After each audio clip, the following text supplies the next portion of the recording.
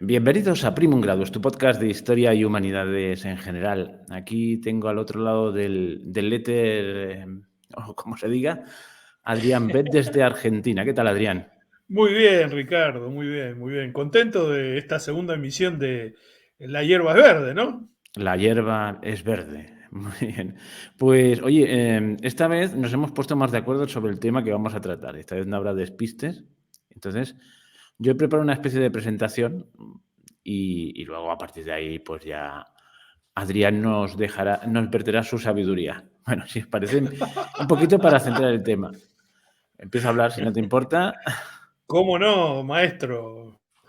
Bueno, yo a esto le llamaría un poquito, el título sería Rebeldes Ultrasistema. Normalmente los rebeldes son antisistema, pues yo digo que son ultrasistema. Y lo voy a explicar y para eso me voy a remontar a un poquito de tiempo atrás. Bueno, uno se podría remontar al desgraciado incidente de la manzana, pero yo creo que entonces ya sí que no pasaríamos de ahí.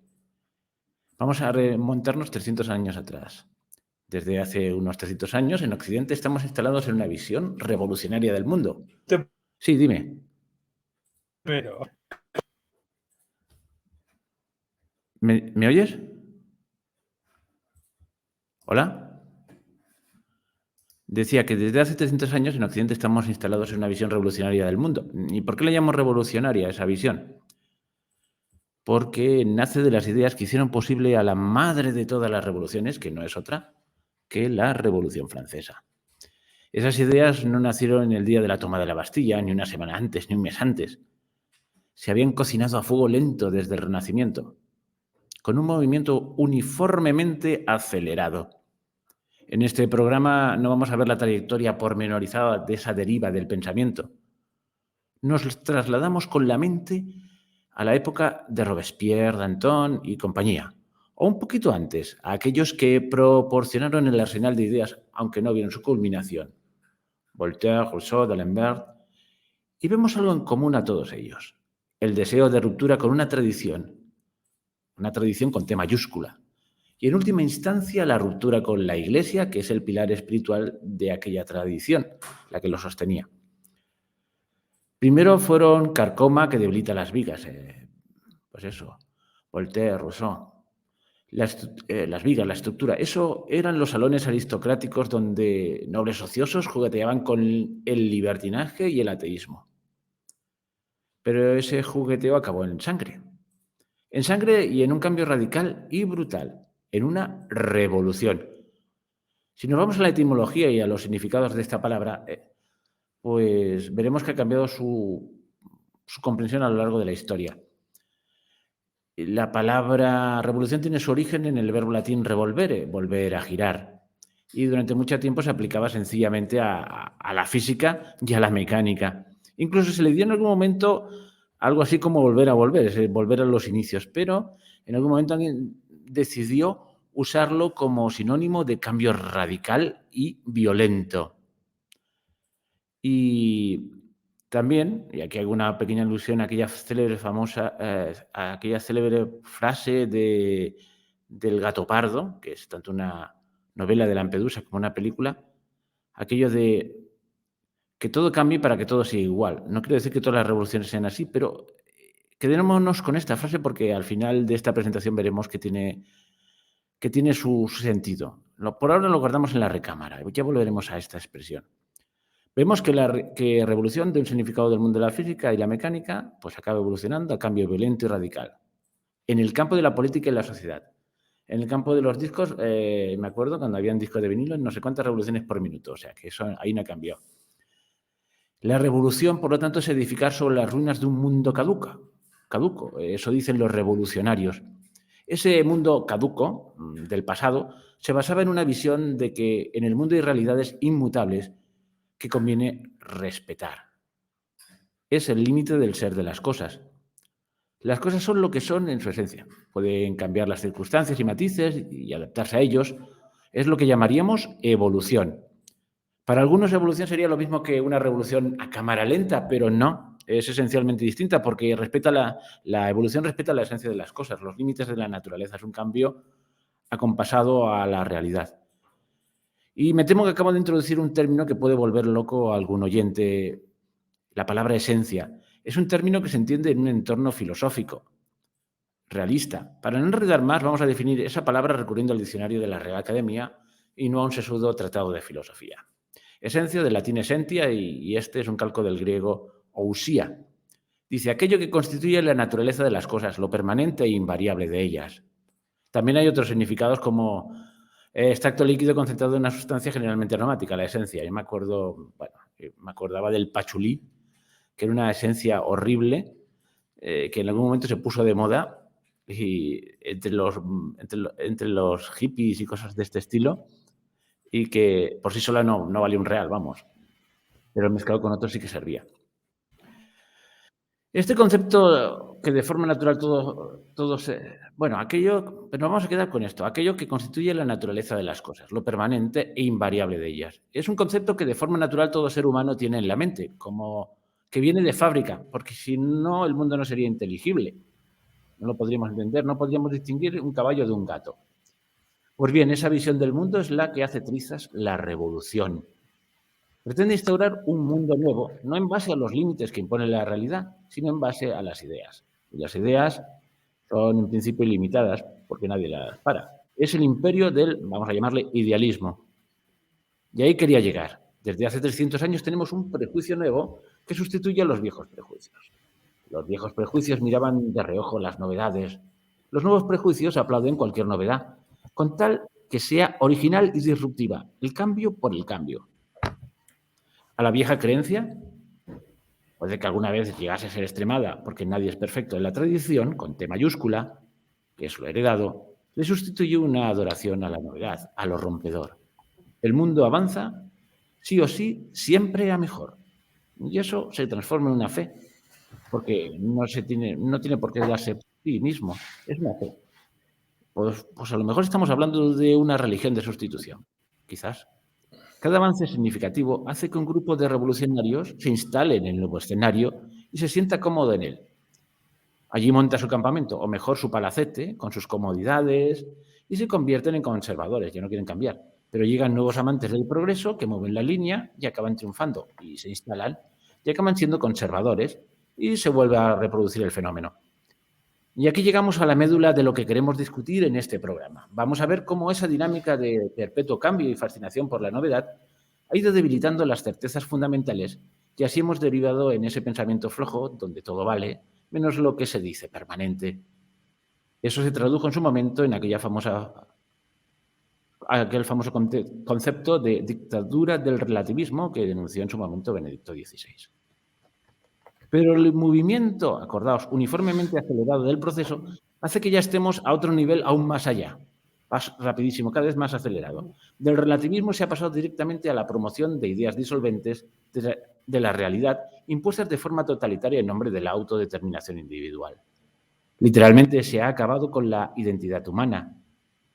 Nadie, si sigue esta línea de pensamiento, sabe quién es en realidad. Y para garantizar ese derecho a ser quien quiera ser, se han establecido castigos ejemplares para todo aquel que sostenga que existen verdades objetivas, porque no le dejan a uno autodeterminarse. Autodeterminarse se entiende como ser lo que yo quiero ser, por pura voluntad o por pura imaginación o por pura locura. Veremos ejemplos concretos a lo largo de este programa. Y una de las manifestaciones de ese desconcierto es la llamada corrección política, basada en planteamientos sentimentaloides y fofos, pero respaldada por el BOE. Para los que no son de España, el BOE es el Boletín Oficial del Estado, es el diario oficial del Estado. Por eso y por la coacción policial que le sigue. Bueno, se ha llegado incluso a arrestar a gente por rezar en la calle, pero bueno. Aquí sí que cabe la cita de Lampedusa, que todo cambie para que todo sea igual. ¿Y por qué? Porque es que los conservadores de hoy en día astutamente han encontrado la fórmula para crear rebeldes de manual, o como algunos llaman, disidencia controlada, para asegurar sus privilegios, haciendo creer a la gente que son rebeldes, y cuando digo gente, digo especialmente los jóvenes. Todas las rebeliones juveniles de hoy en día no hacen más que apuntalar al sistema que pretenden derruir. Eso es de lo que vamos a tratar aquí con ejemplos concretos que demuestren cómo la astucia de unos pocos se ha hecho dueña de la conciencia de las masas. Y cómo no, hacer una llamada a la acción de aquellos que no se conforman con ser conservadores. Vamos a hacer conservadores, en ese sentido, conservar el desastre que hay. Aquí es la parte reivindicativa. Pues no queremos conservadores de este estado de descomposición. Vamos a promover una auténtica revolución en el sentido aquel de volver a los orígenes. Que retorne, pues para retornar al significado original de la palabra, de volver a los principios esenciales de la realidad. Bueno, y aquí, hasta aquí mi alegato, que sirve como presentación, y a partir de ahora habla tú, que yo me he tirado un buen largo. Yo pensé que era un juicio esto. Yo con el alegato pensé que estábamos en un juicio. Bueno, alguna cosita sobre lo que dijiste. Este mecanismo de permanente estar cambiando tiene que ver mucho, y vos has dado un curso sobre eso, con el impulso gnóstico, ¿no es cierto? Con la filosofía gnóstica, que básicamente necesita del vacío y como no reconoce una esencia de las cosas, tiene que reemplazar la esencia por un proceso dinámico. Esto lo desarrolla muchos, destacadamente Spinoza, y luego lo toma Hegel y lo lleva a otro nivel, y después lo toma Marx, esto de tener un proceso dinámico donde las cosas se van autoconstruyendo por oposiciones. En ese caso, la revolución es una oposición al orden establecido, y luego de una cierta lucha, de una cierta contradicción, forma una síntesis para volver a hacer lo que vos decías, pasar a ser conservadores hasta que vengan unos nuevos revolucionarios, etcétera, etcétera, etcétera. Como la filosofía moderna no es esencialista, no cree que haya una esencia de las cosas, lo reemplaza por este proceso dinámico. Bueno, eso nos lleva al tema central, digamos, de alguna manera, para lograr el control de la sociedad, el control moral, ¿no? Que es la corrección política. Nosotros la padecemos, vos acabas de mencionar gente que le han llevado presa por rezar el rosario en la calle, creo que fue frente a una clínica abortiva o algo así, ¿no? El caso ese que vos mencionás, ¿no, Ricardo? Sí, sí. Bueno. Incluso en Inglaterra se dio el caso de una persona que no tenía ningún signo exterior, no tenía un rosario, pero porque esto no se circunscribe solo a los países hispanos. No, acá en Argentina. Aunque voy a hacer una acotación, a muchos le va a doler. Argentina y España llevan una competición nefasta a ver quién hace las burradas más gordas en este tema. Lo siento, pero es que lo veo así. No sé quién gana, ¿eh? Sí.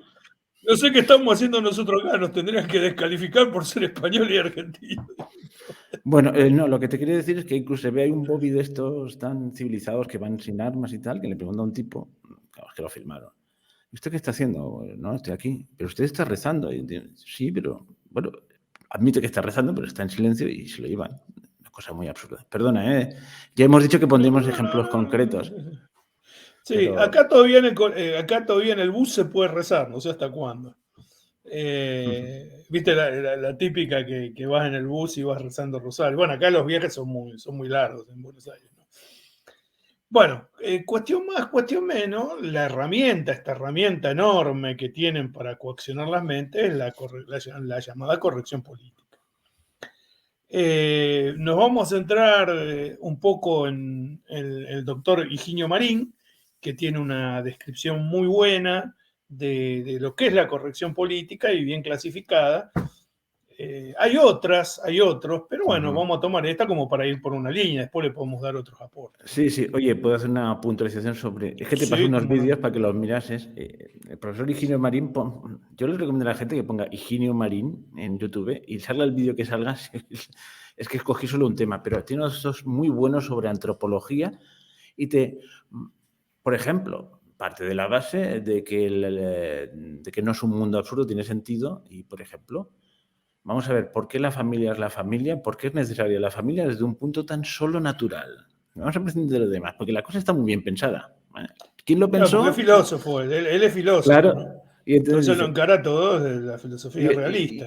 Sí, entonces pone, ¿por qué la familia es necesariamente así? ¿Por qué es necesaria la fidelidad?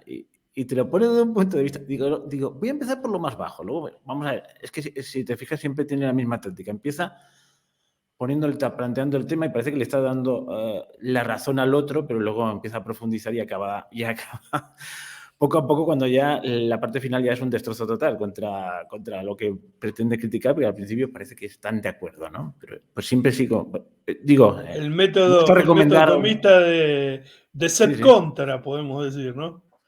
sí, sí, bueno, Bueno, entonces él define la corrección política como un conjunto de restricciones morales, digamos, ¿no? Ambientales, las denomina él, pero yo creo que yo le agrego moral porque se refiere a la persona, ¿no? No es una restricción como que, eh, no sé, hace frío y me tengo que poner una campera. No, no es de ese tipo de restricción, es una restricción moral, ¿no? Ambientales porque están en el ambiente, y son sobre lo que se puede decir y lo que se puede hacer. Y después de un razonamiento, él llega a la conclusión que en definitiva esto termina determinando primero qué puedes pensar y por último qué puedes sentir. O sea, se empieza con qué puedes hacer y decir para llegar hasta controlarte los sentimientos y vos tener una respuesta emotiva acorde ahí venía lo que vos decías, con cosas emotivas y qué sé yo. Es una técnica de propaganda y una técnica de control bastante estudiada, ¿no? Y entonces él hace como una historia y clasificación a la vez de las distintas maneras de corrección política. Él dice que todas las sociedades tienen parámetros de corrección política. O ambiente coactivo, porque no necesariamente es una cuestión política. Dice que en las sociedades antiguas, inclusive en la Edad Media, había una especie de coacción que tenía que ver con la asociación entre el fiel y el súbdito. O sea, el aspecto religioso de la persona y el aspecto político estaban integrados. Entonces, cometer pecado era cometer un delito. ¿eh? Ser un blasfemo era ser traidor a la patria. ¿Por qué? Porque la sociedad estaba imbuida de principios religiosos, entonces había una asociación. Esto se desarrolló más o menos así hasta la entrada de la Edad Moderna, ¿eh? Cuando aparecen en este tipo de coacción los estados confesionales. ¿Qué son los estados confesionales? Los que postulan en una fe. Quizás el primer estado moderno confesional es el de los reyes católicos. Y él menciona la expulsión de los moros, y etcétera, etcétera, etcétera, como características de estas cosas de coacción, ¿no? Después ya cuando comienza el absolutismo monárquico, se empieza a establecer otro tipo de corrección política que tiene que ver específicamente con la cortesía, con las normas de cortesía, con el protocolo, esos protocolos muy luisinos, de la forma que vos guardabas el pañuelo, dónde te ponías el pañuelo tenía un significado, y la norma de cortesía implicaba que cuando venía el rey hagas determinado tipo de genuflexiones y no otra, o de acuerdo a las circunstancias. Y él lo llama a este tipo de corrección aristocrática, porque lo que tiene por fin es separar la parte noble de la sociedad de la parte baja simplemente por los modales. pero O sea que fíjate una hay, cosa, sí, sí, fíjate una sí, cosa, se ha trasladado el foco de atención de lo teológico a lo humano en la persona del rey. Ahí empieza la degeneración un poquito, quiere decir. Quiero decir que completamente. ya, sí, sí, o sea, que es algo cada vez más, como que el poder va creciendo y requiere la adoración que antes se debía a Dios, por decirlo de alguna manera. Es curioso Sí, que sí, sí, se ha sí. empezado se va empezando a adorar al Estado, que eso es lo que hereda la revolución. Perdona, la interrupción. No, por favor, por favor. Y lo que destaca Don Higinio es que este tipo de restricciones, este tipo de ambiente restrictivo o segregacionista, si querés, era muy duro. O sea, se te tenía por bruto, por salvaje, por timorato, y eso te inhabilitaba a participar de determinado sector, inclusive dentro de la misma nobleza, que se tenía los nobles del campo como brutos, por las cortes centrales, digamos. ¿no? Y después el tercer tipo de corrección política es la propiamente política, digamos, donde ahora ya se centura por el modo que pensás sobre algún tema X. O sea, la sociedad, específicamente el Estado, no tanto la sociedad, empieza a adoptar ciertas ideas y empiezan a ocupar el lugar de la religión. Entonces estas cosas empiezan a funcionar como dogmas y bueno, el que se opone termina pagando las consecuencias. Pone como ejemplo previo la corrección política dentro de las democracias, la corrección política propiamente dicha de los estados comunistas, que fue la más terrible y sanguinaria que hubo. Pretendían formar un hombre nuevo y lo que formaron fueron millones de muertos y de presidiarios, ¿no? Fue terrible. Otra de las cosas que dice, que la corrección política actual engloba estas tres formas: la forma confesional, la forma aristocrática y la forma política en una sola. Entonces se da este combo de cosas, lo que son terriblemente restrictivas. Si bien no generan la cosa sanguinaria que tenían los regímenes totalitarios, porque incluye también al nazismo y al fascismo, no solo al comunismo, dejado de lado, en ese sentido es menos cruenta, pero sí es más terrible porque genera un ostracismo. Y él da el ejemplo, es muy bueno esto, de los romanos, que dice que cuando creaban una ciudad, armaban un surco, el trazado de la ciudad no tenía murallas, pero ellos hacían un surco como que fueran las murallas. El que se atrevía a saltar lo llamaban delirante, era el que deliraba. Y es así. Y pasó a ser sinónimo un poco de locura. Y de hecho, cuando vos tenés una posición contraria a lo que es la ideología hegemónica, empieza a actuar la corrección política y lo primero que te entran a tratar es de conspiranoico, delirante, loco, estúpido, que no entendés. Típico, no sé Terraplanista. si terraplanista. No sé Esto si es viste, lo de por ejemplo, los que defienden la ideología de género a fuerza de cara, que empiezan a poner caras, ¿viste? Así cuando vos no entendés y te empiezan a hacer así. O sea, su argumento es decir que vos estás loco con un gesto, básicamente. No Sí, hay sí. otro argumento, no hay una discusión de argumento porque no se discuten los argumentos. Es que hay puro, como te había dicho, emotivismo. Exactamente, exactamente. Pura emoción porque se llega a ese estado de emoción. Más o menos la corrección política consiste, él daba el ejemplo, el profesor daba el siguiente ejemplo, que es como si vos estás jugando un partido de fútbol y no solo pretendés que el árbitro se ponga la camiseta, sino que expulse a la mitad del equipo y que no le permita hacer ningún gol. Porque vos no tenés ningún derecho a ganar porque vos sos malo.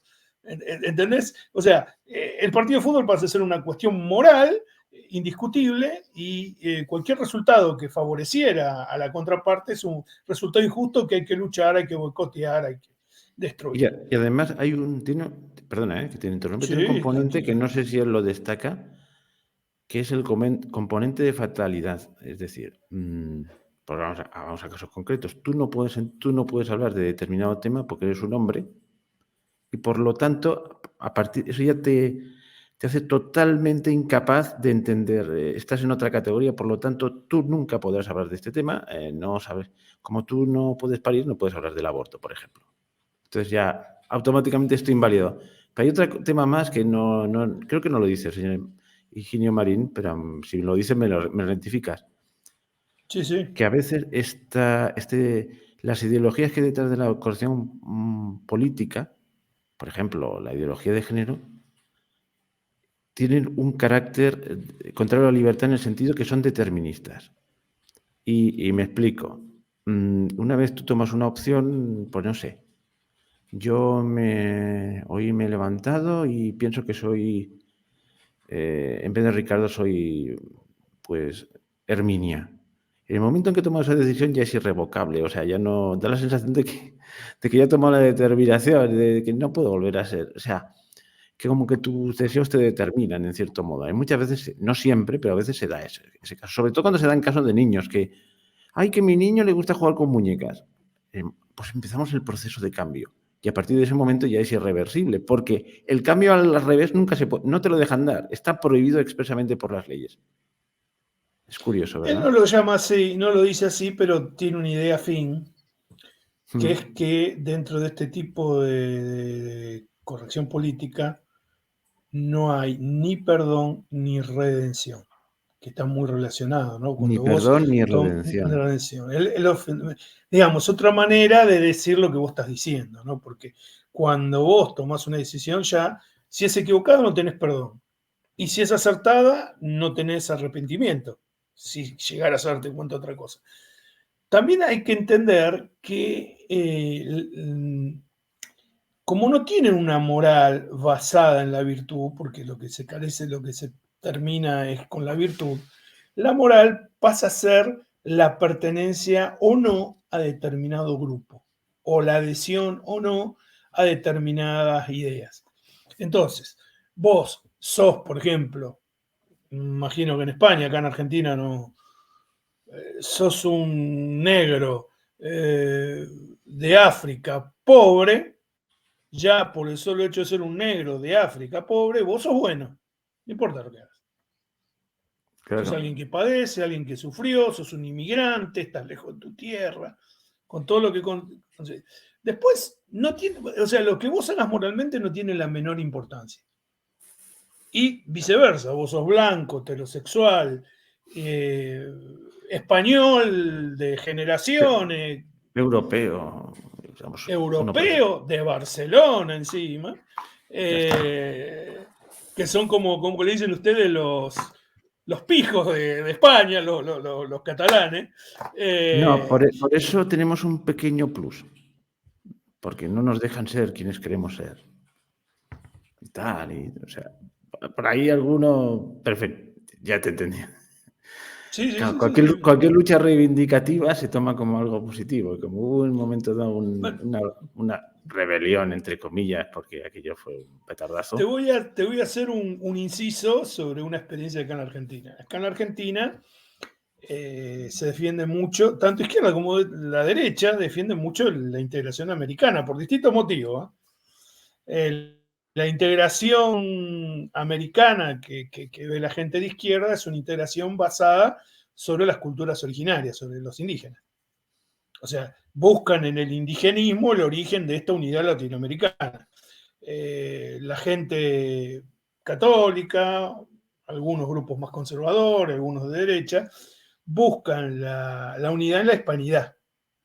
O sea, Sí, sí. son dos americanismos completamente distintos, ¿no?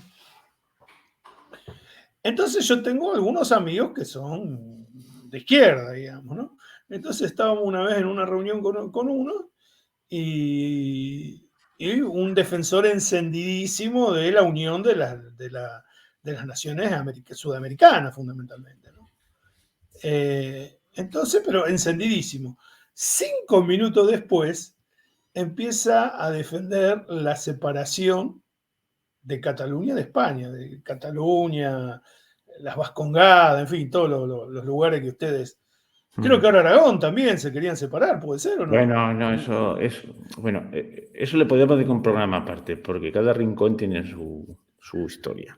Sí. Galicia medio que ya lo están tratando de... Sí. Pero digo, yo no entiendo algo. A ver, vos estás a favor de la integración americana porque decís que esta es con justa razón, que es una división que propusieron los ingleses y que surgió con las independencias. Está bien, es claro eso.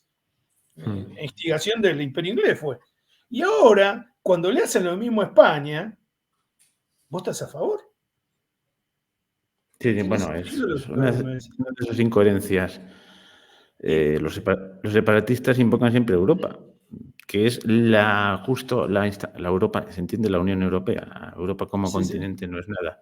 Pero las instituciones europeas son las que están machacando sistemáticamente todas las soberanías nacionales. O sea que es un caso absurdo también, pero bueno. Como decía un político español que llevaba coleta y ahora se ha retirado, el líder de Podemos, a veces hay que cabalgar contradicciones. O sea, es decir, puedo decir lo mismo y lo contrario y me quedo tan ancho.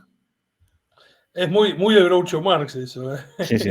Pero bueno, Groucho hubiese dicho, mis principios son estos y eso no le gusta. Tengo otros y él dice una cosa más poética, cabalgar contradicciones. Pero bueno, Bueno, eso es lo de siempre. Bueno, oye, que nos hemos siguiendo desviado del tema. terminando con el tema de la corrección política, en el fondo de lo que se trata es de modificar el sentido común. El sentido común entendido como campo semántico, no en el sentido aristotélico de El órgano sentido común, interno, en el sentido de campo semántico, de significado. ¿eh? como lo decía Gramsci, ¿no? ¿Te acuerdas? Claro, Habla del claro. sentido común. En ese sentido lo dice el doctor Higinio. Así que lo que se trata es eso. Cuando vos para instaurar la corrección política, en el fondo estás tratando de cambiar el significado de las cosas. Y pone como ejemplo el lenguaje inclusivo y dice, nosotros nos reímos cuando acá hay uno que dice les pibis, o sea, pibe acá significa chaval.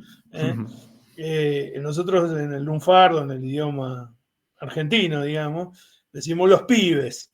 Le voy a decir los chavales o los Sí, se entiende boricua, los perfectamente aquí botijas, como también. dicen. Como pibes, ya era algo inclusivo, digamos, porque no era ni A ni O, les pibis.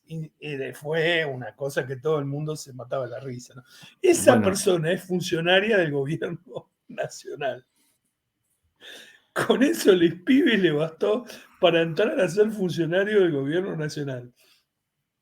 es que hay muy pocos raciocinio detrás de todo esto. Y ahí quería entroncar con lo que he dicho antes de la astucia de los que están arriba, que prevén ya las revoluciones que los pueden sacar, pues fabricándoselas. Todas estas cosas vienen de un laboratorio de ideas que las expone ahí a la gente. Durante mucha época, pues digamos, los conservadores de turno, los conservadores en el sentido que yo he dicho, de que van a conservar lo que ya hemos conseguido. Es que todo esto empieza en la Revolución Francesa. Perdón que me vuelvo otra vez atrás. Sí, sí, sí. Y la Revolución Francesa, la distinción entre izquierdas y derechas viene de ahí. Por eso no me gusta mucho, porque en el fondo nunca sabes dónde está. Un católico no es una buena clasificación para adoptar, ¿no? Pero Más mira, teniendo en cuenta después bueno, de San Agustín, la ciudad de Dios y la ciudad de los hombres, los católicos podemos decir que somos de arriba y los otros son de abajo. No hay derecha o izquierda. sí, sí, sí. Pues la aparición estelar de la izquierda y de la derecha fueron unas cortes en que cada uno se sentaba a un lado. Bueno, había otros que eran en la montaña, hay una tercera clasificación, pues eran los ultras. Bueno, pero vamos a centrarnos en esta. Y muy resumidamente fue, hay que cortar la cabeza al rey. La derecha no. La izquierda sí. Gana la izquierda, entonces la derecha dice, bueno, ya ha matado al rey, ahora vamos a seguir. O sea, siempre va corriendo el espacio, o sea, que nunca sabes dónde estás. No. Mira, no sé quién acuñó esta frase, o la escuché, no sé, la verdad. Dice que un conservador es aquella persona que 10 años después defiende lo que 10 años antes había propuesto a la izquierda y que él rechazó. Bueno, yo eso lo he dicho muchas veces. Aquí en España está el PP. Digo, mira, viendo al PSOE, que es el Partido Socialista, sabes cómo será el PP de aquí a 10 años. No tanto a 10 años, a 5 años. Y ejemplos sobran, ¿no? Cuando sacaron las leyes más extravagantes, el gobierno de Zapatero, sobre matrimonio homosexual. Por eso te digo que Argentina, España, van a ver quién mete la pata antes y quién es pionero. Somos el tercer país que autoriza el matrimonio. Naturalmente el PP dijo al Tribunal Constitucional, bueno, os opondremos, lo cambiaron. No, eso creo que no lo llevan al Tribunal Constitucional. Pero sí una reforma del aborto que permitía que las menores pudieran abortar sin permiso de los padres. Unas cosas de estas terribles. Al cabo de unos años, ha tardado 10 años en pronunciarse el Tribunal Constitucional. Y ha dicho que la reforma valía. ¿Y sabes quiénes han sido los primeros que se han alegrado de que no saliese la reforma? Se han felicitado, los del Partido Popular que la habían presentado. Es un mundo al revés. O sea, con lo cual, a veces uno tiene la sensación de que da lo mismo vote quien vote. Esto tiene una sensación, de que hay como una especie de guión dictado por alguien. Y bueno, no hay que ser muy conspiranoico para saber quién lo dicta. Y está en un rascacielos muy grande en Nueva York, que se llama la Organización de las Naciones Unidas y todos sus... que está escrito en negro sobre blanco. Cuando alguien te llama conspiranoico, no tienes más que remitirle a los documentos que hay ahí, que normalmente no se dan a conocer nada más que en la propaganda, pero los publican y están libres. Incluso hubo una persona Hay una mosca, perdona. Que se dedicó a ponerlo negro sobre blanco. Un sacerdote se llamaba Juan Claudio Senauja, que tenía una página que era sencillamente publicar lo que decía la ONU, no hacía ningún comentario. Y dije, pero mira, ¿qué es lo que están haciendo? Y la gente no se lo cree. Notivida es la página. Notivida. No me acuerdo Vida, ya. Notivida. Notivida. Oye, el sábado estuve con una de, digamos, la responsable actual de la página, porque Senauja murió, ¿no? Mónica del Río se llama la señora. Bueno, que pues, es una activista pro vida muy importante. La cuestión es que, vamos a ser claros, la página era un tostón, porque leerse esos mamotretos hay que tener estómago. Porque están sí. Pero claro, o sea, era muy poco atractivo. Pero muy exhaustivo, ahí encontrabas cualquier cosa. Muy exhaustivo. Muy. En la cumbre del Cairo, el artículo 8, y lo tenías. Y clasificado, pues ahí, ¿no? Por tema. Ahí lo que quería hablar de la astucia, de esto que he dicho de los jóvenes, que la disidencia controlada. Es una niña o un niño que estoy por el cambio, contra el cambio climático, vamos a luchar para... Y descubres que es tiene la misma agenda que cualquier multinacional, que todos los gobiernos del mundo, y se piensa que es un rebelde. Y está luchando contra los prejuicios, yo qué sé, de la Iglesia y del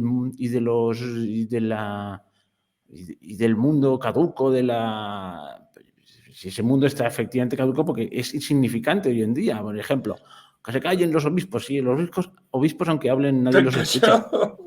Primero callan y cuando hablan nadie les escucha. El poder de la Iglesia, qué poder, amigo. Claro, es que es absurdo, es una rebelión contra la nada.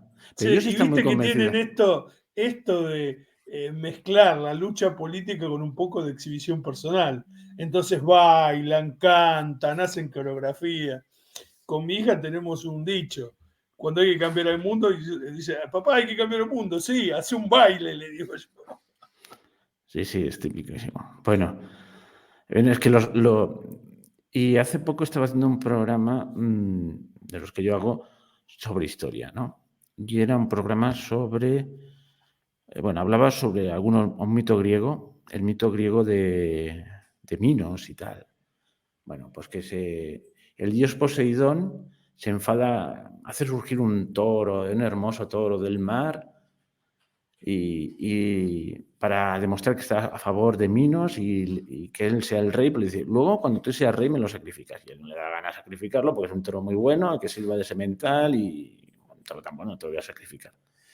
Y Poseidón toma venganza y hace crecer en la mente de Pasífae, que es la mujer de Minos. La concupiscencia. La concupiscencia por el toro, pero una concupiscencia irracional, vamos, que yo ahí lo digo que... por un momento Pasífae se siente como una vaca en el cuerpo de una mujer, porque es una cosa absurda. Bueno, con una estratagema de Dédalo se esconde en un disfraz de vaca y al final consigue su propósito. Luego se da cuenta que tontería ha hecho. Las cosas son reversibles. En este caso es una locura de un momento que no puede determinar toda una vida. Es que te das cuenta que los mitos tienen algo de realidad. Y luego ese disfrazarse en ese disfraz tan perfecto me recordó a este tipo en Japón que hace poco se ha gastado $13,000 en un disfraz casi perfecto de perro collie, de raza collie, de estos como el Lassie. Y efectivamente, tú ves la foto y dices, ostras, esto es un perro de verdad. Claro, cuando anda ya no, porque es un hombre metido ahí a 4 patas. Pues, o sea, que no es tan absurdo. O sea, yo creo que los griegos, con sus mitos, han alcanzado grandes cotas de inteligibilidad de la vida moderna. Alguien ha dicho que todo está dicho por los mitos griegos. Sí. Que no hay nada nuevo que agregar. No hay que escribir una línea más de literatura, ni de cine, ni de arte, ni poesía, porque está todo dicho por los griegos. Y cuando uno encuentra estas cosas se da cuenta que, no sé si será así, pero bueno. Pero bueno, me hizo gracia, digo, por eso es actualísimo. Bueno, y ahí también va lo de la astucia, de vamos a crear gente que se piensa que es rebelde, y entonces están todo el rato creando pues casi manuales de rebeldía. Bueno, viste que hay un dicho, no sé, que imagino que en España también lo tendrán, que dice, ¿querés hacer una revolución? Nosotros te vendemos los palos. Es así, están totalmente integrados a lo que vos decís, la disidencia controlada, ¿no? Porque justamente lo que hacen es desmovilizarlo, creyendo que se movilizan. Porque bueno, los movilizan para hacer tontería. Claro, pero son luchas, movilizaciones espurias, inofensivas para el sistema. Mira, acá te cuento una historia que pasó acá hace no mucho. Resulta que empezaron a circular de forma viral, en pleno auge del feminismo, que fue antes de la pandemia, digamos, esto que pasó, de un actor, una foto de la persona desnuda, digamos, ¿no? Y las mujeres estaban como locas, pero era como una psicosis colectiva, ¿viste? Se filtraron de fotos del chico este en la intimidad, pero eran las mujeres, era una cosa, pero enloquecedor, ¿viste? Entonces salta uno de los hombres y dice, no aprendemos nada, dice, tanta lucha para desobjetivizar al ser humano y ahora resulta que uno es un pedazo de carne. O sea, estaba haciendo una lucha cultural de un tipo que le filtraron una foto. Entonces yo le digo, una lucha impresionante la tuya, le digo. El año que viene que vas a estar defendiendo si el Pato Donald tiene la remera del Che Guevara. Hay un libro que Digamos, se llama... ¿Cómo? Hay un libro como es aquel ¿Cómo? libro del Pato Donald. Para entender al Pato Donald se llama. Es un libro que Exacto. hicieron en la década de los 70, que trataba de construir el mensaje del Pato, famosísimo. Los autores con el tiempo se arrepintieron. Digamos, los Pero autores mira, hasta en las cosas más locoides, porque hay algo de verdad, ¿sabes? O sea, también hay un libro infame, que es Las venas abiertas de América Latina, sí, de que Galeano. el mismo autor iba renegando del libro, pero claro, yo digo, esto lo habrán dicho los de la extrema derecha para desprestigiarlo. No, yo fui a buscarlo en El País, Declaración del País, que no tiene... Dice, no, yo este libro hoy no lo volvería a escribir, etcétera, etcétera. Pero claro, un libro que esto daba dividendos, porque todos los tópicos más tópicos ahí estaban. Él se daba cuenta que era un libro vergonzoso para él, pero ese libro tiene vida propia. Es decir, no pasa nada. Aunque tú mandes tópicos y calen la opinión pública, he perdido un poquito de discurso. No sé por qué te lo decía esto. Es que he hilvanado el... No sé por qué lo decía, pero me ha recordado algo que has Por las dicho. venas abiertas, sí. Ah, sí, del libro aquel que no tenía fundamento. Pues hasta ese libro, de las venas abiertas de América, tiene su fundamento. No te estoy oyendo. Se te ha cortado el micrófono. Abre el micrófono. Lo tienes tachado. Que viste cuando se va la imagen lo mutea automáticamente. Te decía que si bien Galeano abjura de algunas partes que tiene que ver con esta última ola de feminismo y todas esas cosas, podría ser interpretado como machista o antiderecho, según dicen ellos, el Eso. conjunto de la obra lo valida y se ha hecho hipermillonario con ese libro. Así que lo siguen editando y reeditando y recontraeditando. Bueno, Un el libro hombre de cabecera para todas las personas de izquierda. ya está muerto el hombre. Sí. Bueno, pues hace poco, perdona, di. Sí, no. No, hace poco, tanto como 20 minutos antes de empezar esta transmisión, me he puesto a escuchar una conferencia de un pretendido gurú. Bueno, en cierto modo lo es, porque la gente que hay aquí en España que se llama Ignacio Ramonet, que está analizando la geopolítica mundial. Y entonces era del año 2020, me parece del principio del año 2020. Oye, es un análisis brillantísimo en cuanto a información, tiene un montón de información. O sea, tú oyéndolo aprendes mucho. Es pura erudición de datos. Pero a la hora de combinarlos entre sí, es un auténtico desastre, porque no tiene una base... Porque es que no da ni una, vamos. O sea, es que es asombroso. Escuchar una cosa de estas, la parte verdadera son los datos que él... Pero dice, la parte de datos dice obviedades. El mundo está cambiando, la técnica, cómo va a cambiar por la técnica, ya nos podemos comunicar, estamos un poco empoderados con la técnica, pero cosas así muy genéricas acierta, pero cuando va al siguiente paso a hacer unos análisis, Claro, si si pones unas gafas inadecuadas, mal graduadas, no das ni una. Por eso te digo que no hay libro tan malo que no contenga que una verdad. Pero bueno, concretamente, este hombre ni huele el tema del conflicto de Rusia, da por descartada Rusia y acabada, y que ya no hay más foco de conflicto en Europa. Es imposible. Cuando en el año 2020 había un foco importante en Ucrania. Cualquier observador en esa misma época lo estaba observando. Todo distorsionado. El principal problema es el cambio climático. Todo lo demás está afuera. Y estamos en un mundo pacífico, apenas hay guerra. Claro, los comentarios de la época ya decían, oye, ¿no has visto África? Oye, ¿no has visto esto? Pero bueno, ya cuando los comentarios que vienen de la gente, dice, chas, y en el 2022 apareció Ucrania. O sea, no da ni una. O sea que... Lo que pasa es que ahí me parece que yo lo que observé, esto hablando de la guerra, ¿no? Que hay una actitud de supremacismo de la Unión Europea que cree que nadie le puede pisar el poncho, como dicen acá. Y fue una actitud equivocada porque, bueno, Putin tiene un poder nuclear muy grande, independientemente de que sea un país subdesarrollado en relación a lo que es Europa. Europa es muy dependiente de Estados Unidos, eso los que no estamos más o menos lo vemos, ¿no? Por ahí verlo de adentro es más difícil. Entonces, por ejemplo, me acuerdo que era muy gracioso y decían, bueno, Rusia invadió Ucrania, ahora lo sacamos del campeonato de tenis. Bueno, gracias, habrá dicho Putin. Es evidente que Europa tiene mayor poder armamentístico y económico que Rusia. O sea, la única diferencia, a mi punto de vista, ¿no? La única diferencia que puede hacer Putin es con el armamento nuclear, que por ahora sabiamente no lo ha usado, porque esta es una guerra armada para desgastar a Rusia y para desgastar a Ucrania, pienso yo, para quedarse con parte de la riqueza de agricultura de Ucrania. Bueno, yo ahí no me quiero meter en análisis geopolíticos, porque corres el riesgo, como lo veo en la historia, me gusta verlo con perspectiva, porque si no puedes acabar comiéndote tu ensalada de palabras al cabo de un... Puede ser. Sí. Yo debo confesar que cuando empezó esto, digo, bueno, Putin está amenazando, pero no era nada. Y cuando empezó, digo, bueno, pues lo acabará en una semana. Y bueno, llevamos más de 1 año y medio.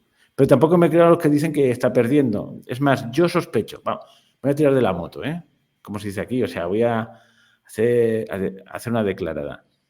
Me he dedicado a recolectar, la prensa es unánime, o sea, solo hay una opinión respecto a este tema.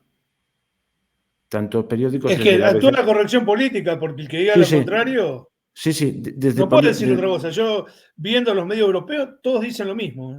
Efectivamente, yo sé alguien que decía que había que ver Al Jazeera para saber una cosa objetiva. Bueno, por cierto, yo también he visto Rusia Today, como he podido, y también es delirante las tonterías que dicen. Sí. Rusia Today es delirante. Ambos mienten como cosacos, nunca mejor dicho, porque los cosacos son de por ahí, de por Ucrania. Bueno, pues la cuestión es que me estoy dando cuenta de que la unanimidad de que Zelensky es el héroe y tal, llevan 3 días en que no se entiende con la Unión Europea, Zelensky ha cometido un grave error, le están sacando la hierba bajo los pies. Porque y le están diciendo, Zelensky es un idiota útil, Zelensky. Eso es lo que me temo. Le presentaron una guerra y después lo van dejando solo. Porque el interés es destruir, para mí, el interés es destruir la riqueza de esa zona de Europa. Sí, te he oído la voz.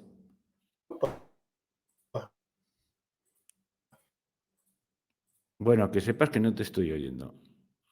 Y permite un cambio con ¿cómo se llama? Las ansias. No tiene sentido. Las energéticas están desactivando usinas nucleares y en España están tirando represas cuando le está faltando agua. Una locura, no tiene sentido. No tiene sentido bajo el sentido común, digamos. No tiene sentido para ellos, que lo que quieren es imponer nuevas energías, nuevos tipos de alimentos, matar a buena parte de la humanidad. Entonces es coherente. Dicen algunos, anticipándose, que lo que está pasando con los alimentos, que está pasando a nivel mundial, el encarecimiento de los alimentos, no solo en España y en Argentina, sino en todos lados, en Estados Unidos inclusive, tiene que ver con bajar la cantidad calórica que la gente come. Bueno, de hecho, yo no sé si es una conspiración, pero si se siguen los consejos alimenticios que ellos dicen, ocurrirá eso. Pero ya se sabe, Argentina es un país que a duras penas puede comer él solo porque no tiene más que 4 vacas y un poquito de trigo, ¿verdad? No, bueno, Es acá una se come ironía. bien. Acá se comía bien. No. Yo te voy a decir, objetivamente hablando, la calidad de la comida que se comía 10, 20 años atrás, ni te digo cuando yo era chico, es abismal la diferencia. Abismal. Para que te des una idea, a ver, mirá, hablando algo muy local, ¿no? Vos te vas a comprar 1 kilo de carne y ese kilo de carne más o menos se va manteniendo aproximadamente a un nivel euro, a nivel dólar. Más o menos, es más o menos constante, tiene sus variaciones, pero ahora pensá que la devaluación argentina ya llevamos, en 20 años, del 2001, ahora son 25 años, llevamos de $1 pasamos a 700 pesos por $1. O sea, 7.000 veces aumentó. Y que el precio de la carne así que imagínate la posibilidad de acceder a ese kilo de carne, y no solo eso, sino que la calidad. ¿Sabes lo que hacen? Hacen los paquetes con el mismo tamaño de siempre, pero más chicos las galletitas, la harina, lo que fuera. Entonces en un paquete de 1 kilo te venden de medio kilo, por ejemplo, por decirte algo. O donde las galletitas eran así, ahora son así y salen lo mismo.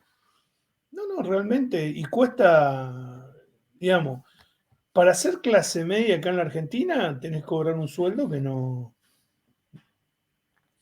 es posible. La gente que en Europa sería de clase media alta, acá apenas es clase media en Argentina, por el nivel salarial, digamos, ¿no? Después está el que tiene un capital, que tiene un negocio, ese está bien, digamos, ¿no? Esa persona le favorece el tema. Pero esto que página, digamos, en ese sentido, Argentina le ha dado, yo cuando veo a veces, o veo a Estados Unidos, veo que cada vez se argentinizan más. O sea, cosas que nosotros pasamos hace 40, 50 años, 20 años, la empiezan a pasar ustedes.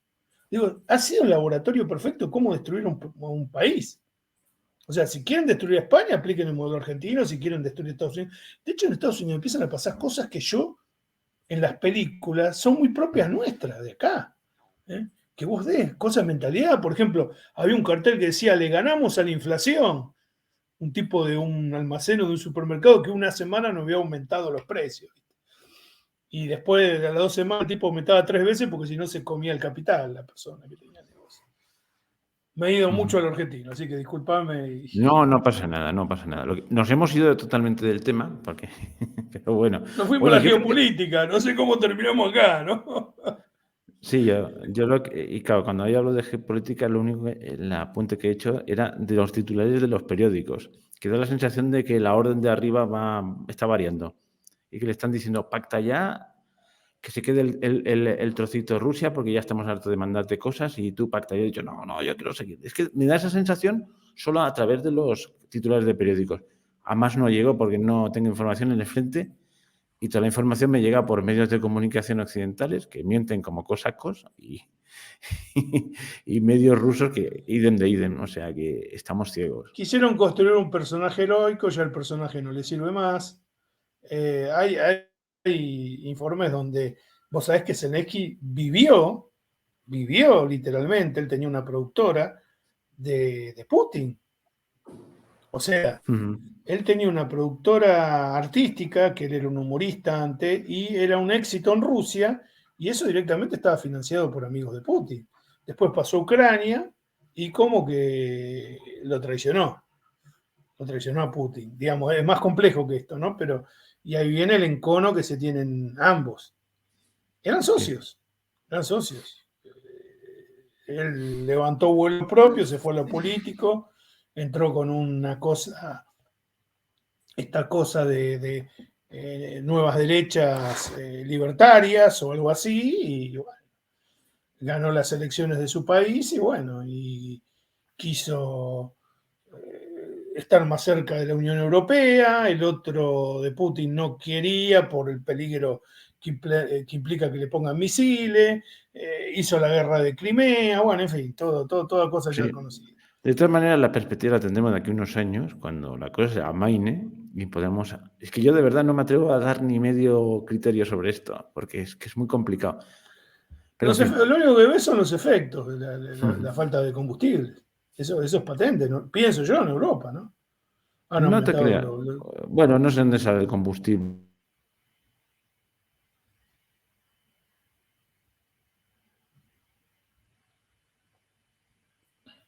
Hemos dejado muchos temas quizás pero hay más programas. Ya estamos casi en la hora. Entonces, bueno, y Dale. acabando, ¿no? Pues nada. Bueno, esto que estamos haciendo, ¿es disidencia controlada o no? ¿El qué? Perdón, ahora Lo me que has estamos pillado. diálogo, ¿es disidencia controlada? ¿Nos pagó Exacto. Putin? ¿Nos pagó ¿cómo es? Zelensky.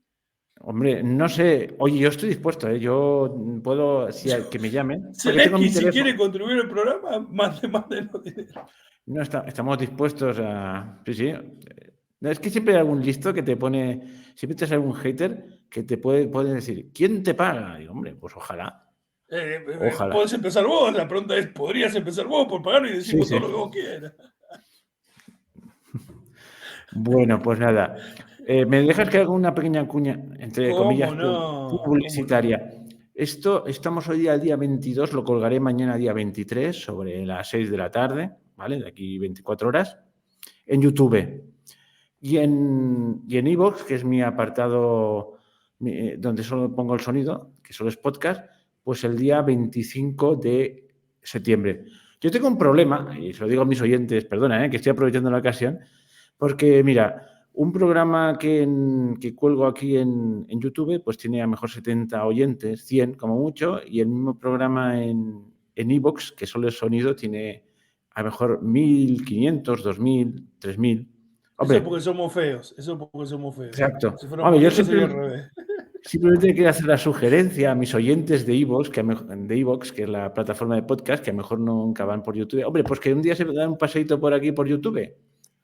No que cambien de plataforma, porque no me paga YouTube, me paga muy poquito. No me paga, ¿eh? En serio. Saco más ingresos de iVoox. Lógico, tengo más gente ahí.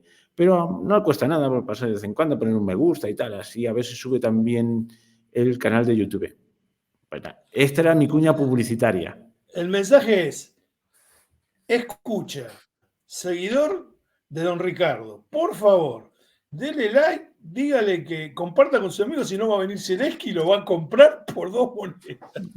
Bueno, más o menos, eso era. Bueno, ya nos podemos despedir, ¿no? Y decir que si os ha gustado eso, ponéis un me gusta. Bueno, pues hasta pronto, Adrián.